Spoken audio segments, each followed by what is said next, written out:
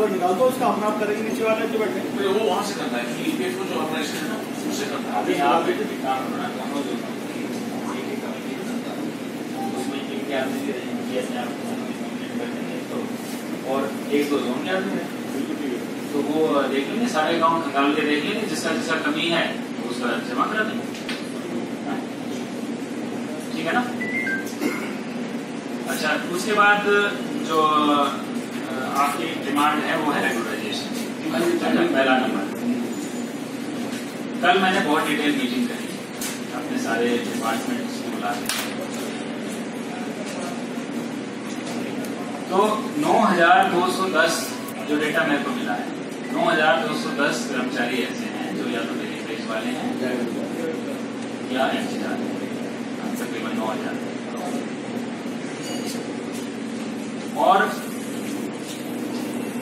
उनकी अगर हम रेगुलराइजेशन करें तो हर साल तकरीबन 220 करोड़ रुपए सैलरी बढ़ जाए। हमारी जो सैलरी टोटल अमाउंट है उसमें 220 करोड़ रुपए ज्यादा। तो अभी ऑलरेडी सैलरी मिल नहीं रही लोगों को, तो हालत हमारी बहुत ज्यादा खराब है ऑलरेडी। तो ये अफोर्ड नहीं कर सकते आप। मैं आपको साफ साफ बात बोल रहा हूँ कि जिसकी ऑलरेडी बार बार लोन मांगता है, पैसा मांगता है सैलरी पे करने के लिए, वो कैसे मतलब और पोस्ट क्रिएट करके 220 करोड़ रुपए सालाना एक्स्ट्रा खर्चा सैलरी के ऊपर अपना बढ़ा सकता है, ये एक एडमिनिस्ट्रेटिव क्वेश्चन है। ठीक है? और अगर उसी तरीके से रेगुलाइजेशन करी जाए जैसे पहले होती थी तो 1500 करोड़ रुपए एरियर का बढ़ जाएगा। उनको 1500 करोड़ रुपए का एरियर लगभग मिलेगा। तो 1500 करोड़ रुपया, 1700 करोड़ रुपए एरियर ऑलरेडी जमा हो चुका है, पे नहीं कर पा रहे, तो 1700 करोड़ तो कभी भी पे नहीं हो सकता। Never, it's not possible. ये तो सिर्फ थ्योरेटिकल बात होगी।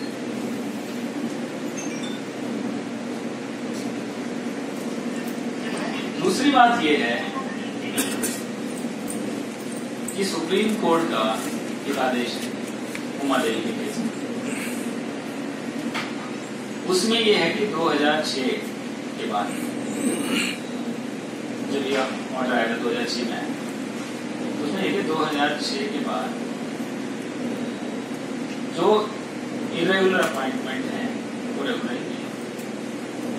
तो 6 महीने का टाइम दिया था कोर्ट ने कि जिस ऑर्गेनाइजेशन में 10 साल या उससे ज्यादा से लोग काम कर रहे हैं, जो कि टेम्परेरी हैं, इरेगुलरली अपॉइंटेड है,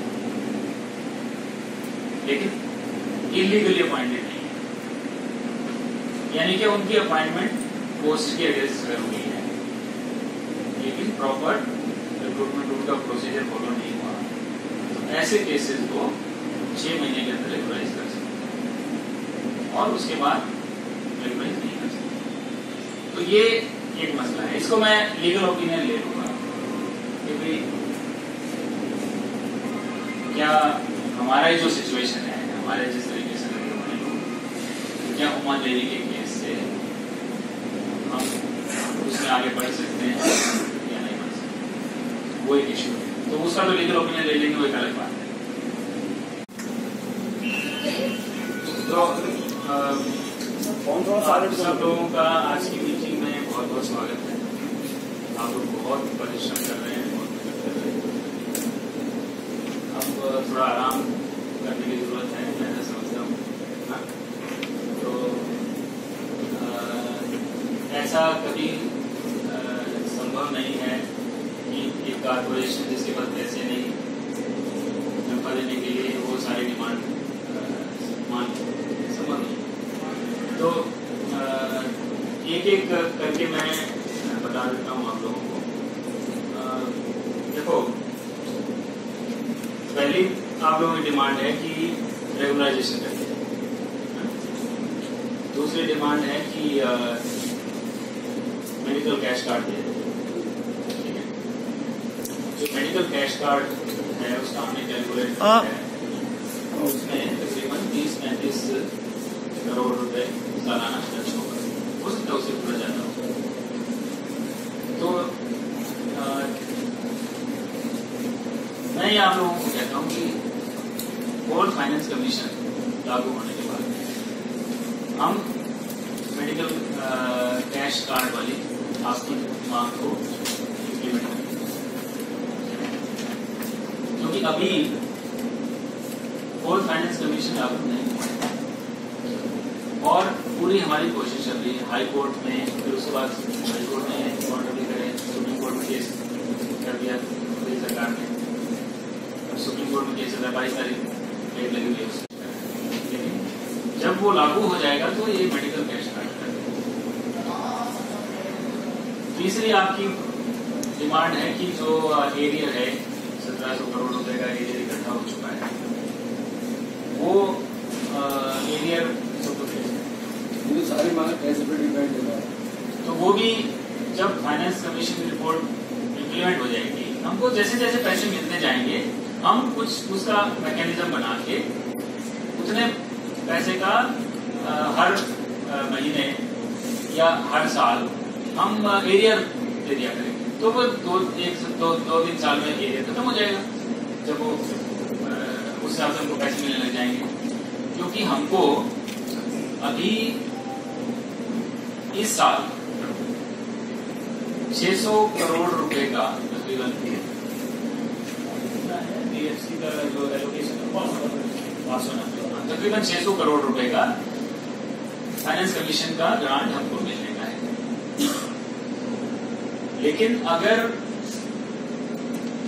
गोल्ड फाइनेंस कमीशन लागू हो जाएगा तो हमको तकरीबन 1700-1800 करोड़, यानी कि हमको तकरीबन 1000 करोड़ रुपया ज्यादा मिलेगा। और इसमें भी बहुत कैलकुलेशन चल रही है दिल्ली सरकार, क्योंकि उनको भी तो अपना इंटरेस्ट देखना है ना। तो वो ये सोच रहे हैं कि अगर हम गोल्ड फाइनेंस कमीशन हमको लागू करना पड़ता है तो फिर हम जो प्लान का पैसा देते हैं एजुकेशन में, हेल्थ में, जो एमसीडी को पैसा आता है और ड्यूटी में, वो पैसा नहीं देंगे। क्योंकि ये सोच चल रही है, स्कीम ये चल रही है कि वो पैसा नहीं देंगे। तो वो पैसा हमारा तकरीबन आता है अबाउट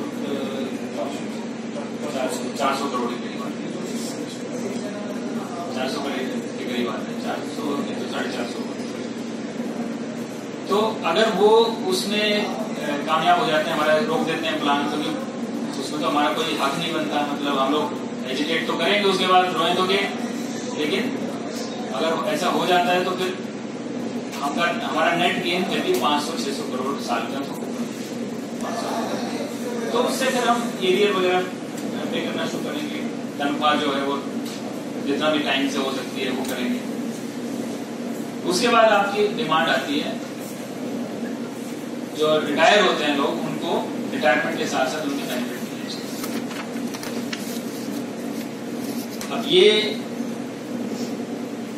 भी तभी संभव है कि अगर हमारे पास पैसा हो, तो अगर हम रिटायर बेनिफिट टाइम से दे देंगे और तनख्वाह टाइम से दे देंगे, तो फिर हमारे पास बहुत थोड़ा सा पैसा बचेगा कि हम एरियर क्लियर करना है, वो थोड़ा सा पैसा बचेगा।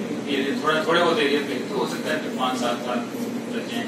ये 1700 करोड़ रुपए के एरियर क्लियर करना। मैं आपसे बिल्कुल ओपन बात कर रहा हूँ, जो भी बात। तो रिटायरमेंट बेनिफिट देने चाहिए, साथ के साथ देने चाहिए। हम कोशिश करेंगे गोल्ड फाइनेंस कमीशन आ जाए, उसके बाद वो भी इम्प्लीमेंट करेंगे हम आपको। उसके बाद आपका है कि EPF जमा होता है तो उसका पता नहीं चलता किसका जमा हो रहा है किसका नहीं हो रहा है।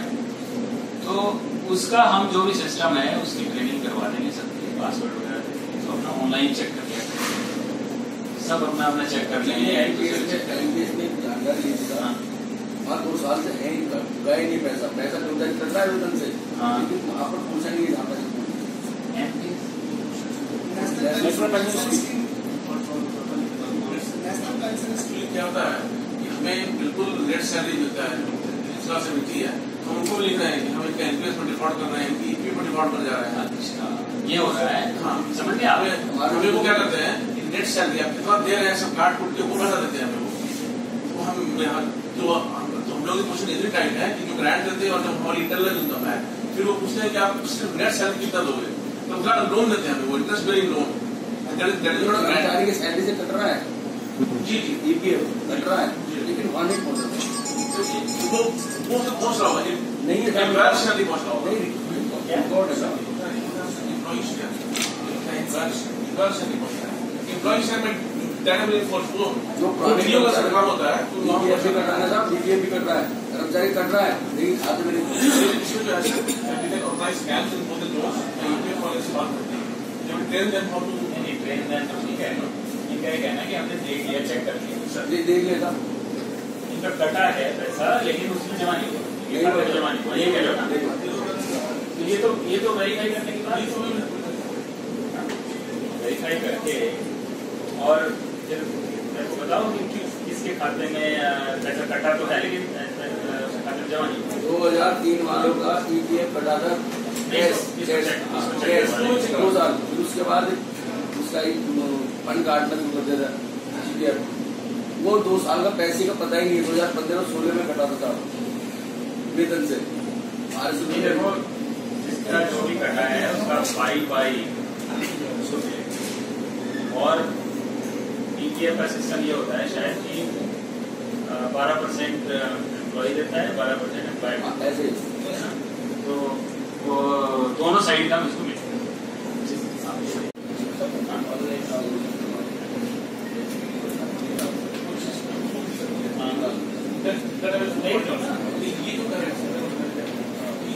एसपीएस वाला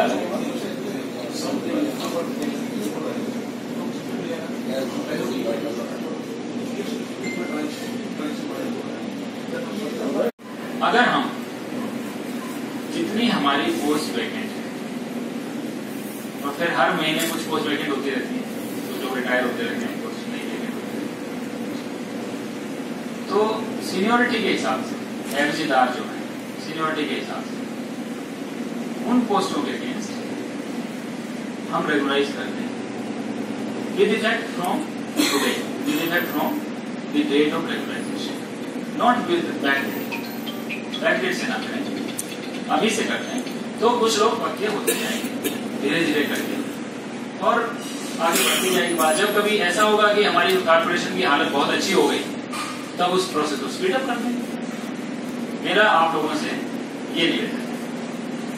तो हालत ऑलरेडी फील्ड में बहुत खराब है, डेंगू मलेरिया का बड़ा रिस्क हो गया है और मतलब ऊपर से हाईएस्ट लेवल से लेके नीचे जनता तक सब लोग मतलब हमारी हमको क्रिटिसाइज कर रहे हैं, निंदा कर रहे हैं हमारे कि भाई ये ठीक नहीं हो रहा डीएमसी में।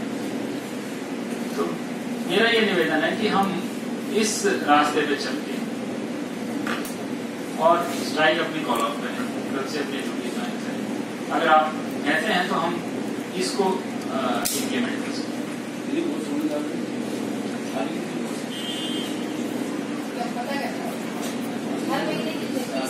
जितनी भी देखो धीरे धीरे चलेगा, लेकिन हम ये कर सकते हैं।